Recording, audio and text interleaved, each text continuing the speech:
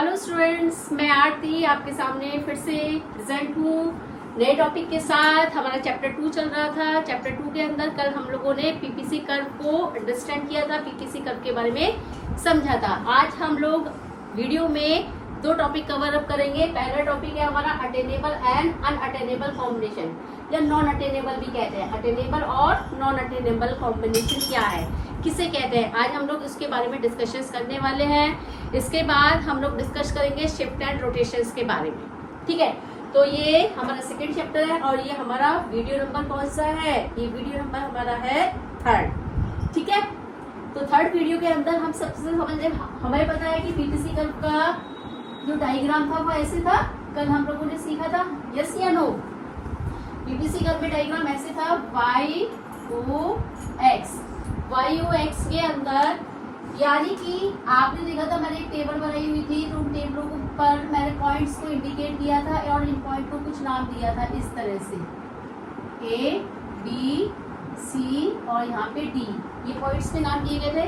तो जो PPC curve की लाइन के ऊपर, जो पीपीसी लाइन के ऊपर, यानी कि ये पीपीसी की लाइन है, पीपीसी लाइन के ऊपर जो भी पॉइंट पड़ते हैं उसे हम क्या कहते हैं, अटेनेबल पॉइंट। ए और बी कौन से पॉइंट है हमारे, अटेनेबल।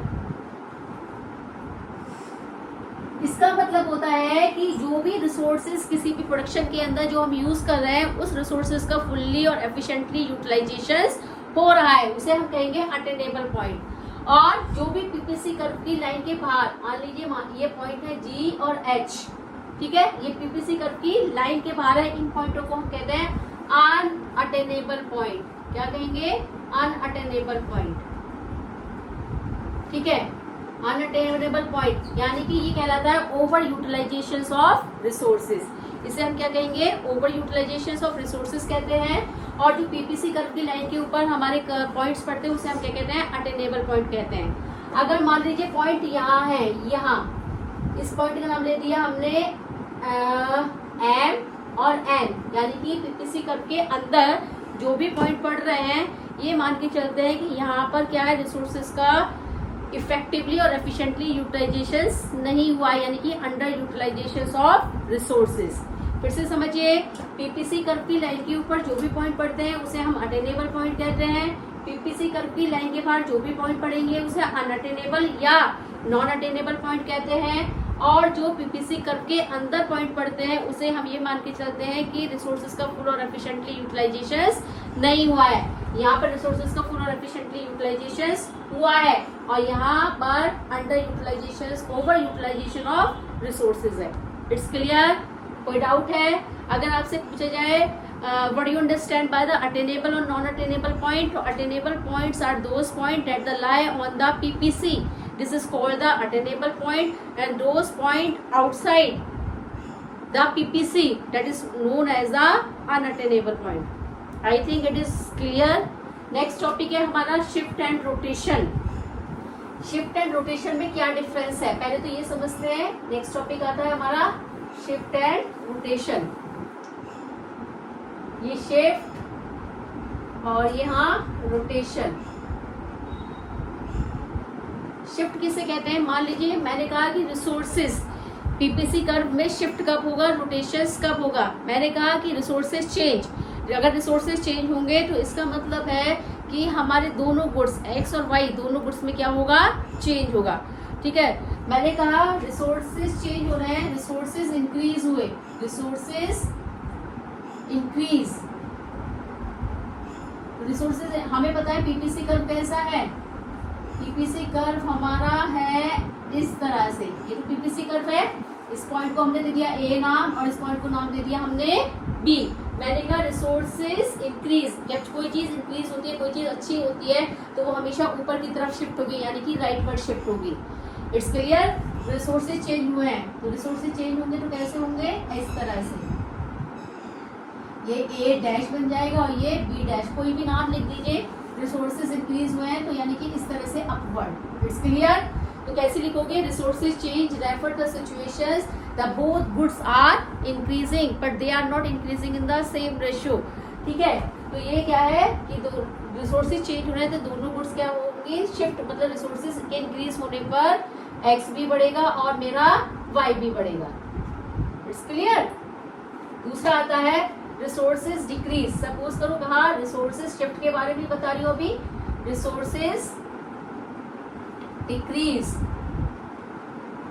तो रिसोर्सेज डिक्रीज होंगे तो कहाँ पे डिक्रीज होगा, ये पीपीसी कर्व बना लो पहले आराम से, ढंग से बनाते हैं, मेरा हैंड फ्री है ये वाई ओ एक्स। अगर डिक्रीज हुआ है तो कहाँ शिफ्ट होगा, कोई भी चीज कम होगी तो कहाँ जाएगी, नीचे की तरफ यानी कि लेफ्टवर्ड शिफ्ट। तो ये शिफ्ट हो गया मेरा लेफ्टवर्ड। It's clear. तो रिसोर्सेज के इंक्रीज होने पर हमारा पीपीसी कर्व शिफ्ट होगा अपवर्ड, और रिसोर्सेज के डिक्रीज होने पर हमारा पीपीसी कर्व होगा डाउनवर्ड। अच्छा, एक एग्जांपल के थ्रू आप मुझे बताइए, कमेंट बॉक्स में इसका आप आंसर दीजिएगा, मैं आपका इंतजार करूंगी, वेट करूंगी। इफ इंडियन गवर्नमेंट, मान लीजिए इंडियन गवर्नमेंट एक क्लीन इंडिया का मिशन लॉन्च करती है, तो ऐसी कंडीशंस में पीपीसी कर्व कहाँ शिफ्ट होगा। आप इसका आंसर मुझे बताएंगे कि पीपीसी कर्व कहाँ शिफ्ट होगा यदि इंडियन गवर्नमेंट्स के द्वारा क्लीन इंडिया मिशन स्टार्टअप किया जाता है कि अपने देश को किस तरह से स्वच्छ बनाया जाए। तो ये चीज़ अच्छा है या बुरा है जो गवर्नमेंट्स के द्वारा पॉलिसी स्टार्ट की गई है, तो ऐसी कंडीशन में पीपीसी कर्व को कहाँ शिफ्ट किया जाएगा। It's clear. तो वो आप मुझे कमेंट बॉक्स में लिख के देंगे। उसके बाद ये दोनों शिफ्ट की कंडीशन हो गई, ठीक है, यानी कि दोनों ही रिसोर्सेज में क्या होता है मेरे बच्चे, चेंज होता है। शिफ्ट, ये कंडीशन, दोनों ही कंडीशन क्या कहलाती है, ये शिफ्ट की। अब आती है बात रोटेशन की। रोटेशन किसे कहते हैं, घूमना।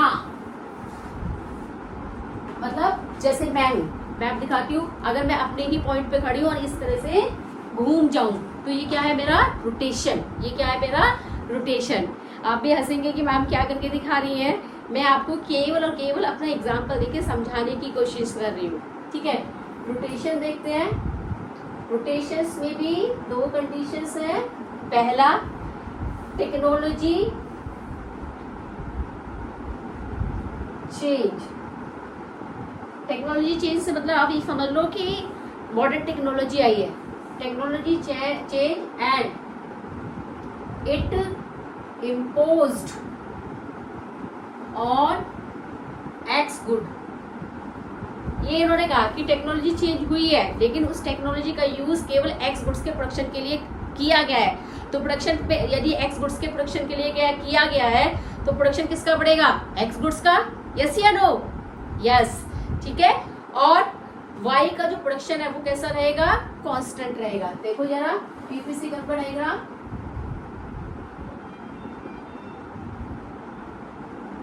Y O X, X इधर है, चेंज किस में हुआ है, X की टेक्नोलॉजी में, तो X तो इधर है तो यहाँ पे बढ़ेगा। तो Y को क्या कर दिया, कांस्टेंट। ये रोटेशन Y को कांस्टेंट है और ये X को क्या कर दिया, बढ़ा दिया। एस AB और ये कर दिया B डैश, यानी कि AB डैश। It's clear. अगर कहें, और फिर से कहा टेक्नोलॉजी चेंज एंड इम्पोज, अब केवल X की जगह न लेके क्या लिख दिया, Y गुड्स। इस बार क्या लिख दिया, Y गुड्स। मान लीजिए टेक्नोलॉजी में चेंज हुआ है इस बार कौन सी गुड्स पे, Y गुड्स पे। तो ये जो पीपीसी बनाया, यस, इसका कौन सा बढ़ा है, Y बढ़ी है, Y पे चेंज हुआ है, तो Y पे चेंज हुआ है तो X को क्या कर देंगे, कांस्टेंट, और ये उल्टा बढ़ जाएगा। इस बार ये ऐसे बढ़ा। अगर टेक्नोलॉजी चेंज हुई है, मॉडर्न टेक्नोलॉजी गई है, तो बढ़ने पर, इंक्रीज होने पर, यानी कि इम्पोज हुई है, मॉडर्न टेक्नोलॉजी आई है, मॉडर्न टेक्नोलॉजी यदि X पर लगाई है तो X बढ़ेगा और Y पे लगाई है तो फिर Y बढ़ेगा और X कांस्टेंट रहेगा। It's clear. अगर आप ये कहता है टेक्नोलॉजी आउटडेटेड टेक्नोलॉजी का यूज किया गया है, तो आउटडेटेड टेक्नोलॉजी का जब यूज करेंगे तो प्रोडक्शन बढ़ेगा या घटेगा, डेफिनेट सी बात है कि घटेगा। तो टेक्नोलॉजी, आउटडेटेड टेक्नोलॉजी का यूज किया है तो डायग्राम बिल्कुल इसका अपोजिट बन जाएगा। कैसे, यहाँ तक क्लियर है, यहाँ तक किसी को कोई डाउट है, ठीक है, यहाँ तक किसी को कोई डाउट नहीं है तो इसका फटाफट से स्क्रीनशॉट लीजिए, और अगर किसी को कोई डाउट है तो कमेंट बॉक्स में अपना मैसेज ड्रॉप करिए, ठीक है। चलो, स्क्रीनशॉट हो गया। अब मान लीजिए इन्होंने कहा टेक्नोलॉजी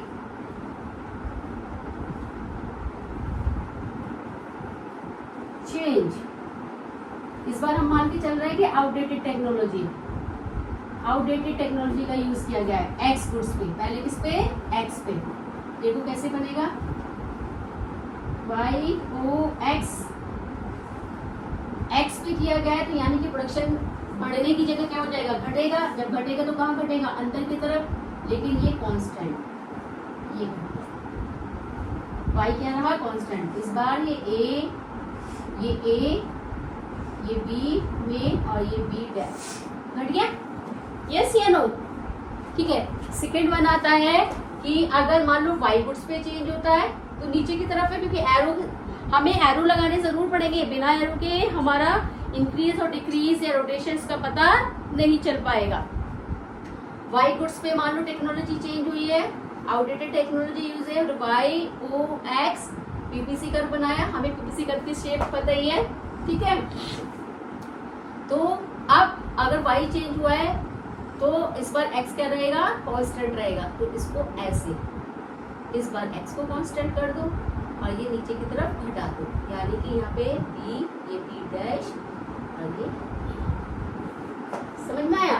तो रोटेशन और शिफ्ट में दोनों में चेंज समझ में आएगा कि शिफ्ट किसे कहते हैं और रोटेशन किसे कहते हैं। कोई डाउट है यहाँ तक? आई होप यहाँ तक कोई डाउट नहीं होना चाहिए। एक और टॉपिक करते हैं, assumptions of the PPC।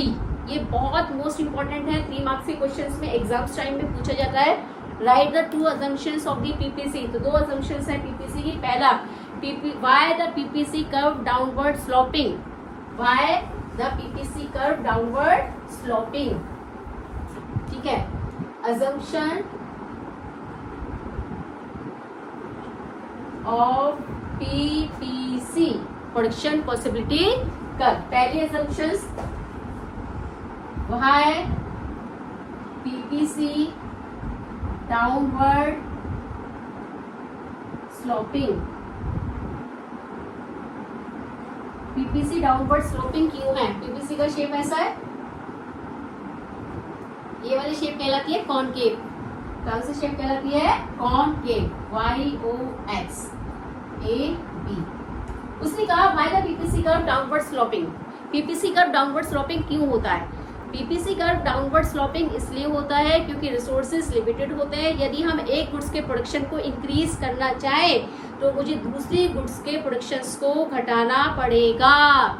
ये पॉसिबल है ही नहीं कि दोनों गुड्स के प्रोडक्शन एक जैसे हो जाए। रीजंस क्या है? क्योंकि हमारे जो रिसोर्सेज हैं वो स्केर्स हैं, लिमिटेड है। It's clear? तो आपसे पूछा जाता है why the PPC downward sloping. तो PPC downward sloping due to the reasons resources are limited. If we want to increasing X goods we have decrease of the y goods. Due to this reason the PPC curve downward sloping. इस reasons की वजह से PPC curve कैसा होता है मेरे बच्चे? Downward sloping होता है। It's clear? सेकेंड शेप है इसका Y PPC shape is concave. इसका शेप कॉनकेव क्यों होता है? तो पीपीसी कर्व का जो शेप है वो MOC के कारण, मार्जिनल अपॉर्चुनिटी कॉस्ट के कारण।